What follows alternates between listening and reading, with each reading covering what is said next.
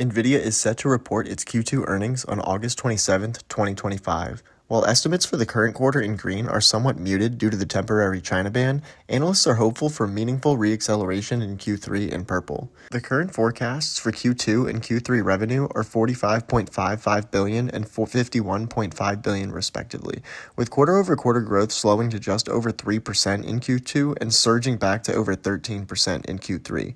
Analysts are hopeful the company will restart generating revenue in China in Q3, but they're not forecasting a full quarter of uninterrupted revenue.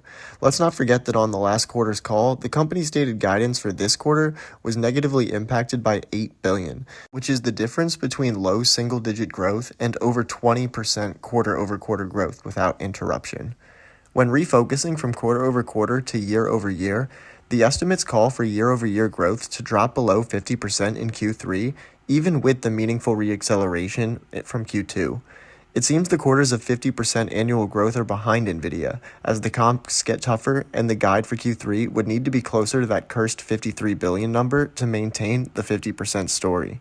I'm looking for just north of $46 billion this quarter, and that would represent closer to about 6% quarter-over-quarter growth.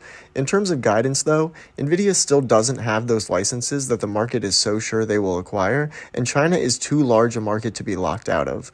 Huang's a great leader, but the mixed signals with the regulations and tariffs may weigh on the flexibility of the company in the short term. I think NVIDIA needs to guide closer to $52 billion or higher to firmly beat that analyst consensus and assuage growth fears. However, I think guidance will come in closer to $51 billion, maybe lower, and I worry the market may not appreciate that missing billion. Follow the channel as I cover NVIDIA's fundamentals and earnings and share my own position and decisions.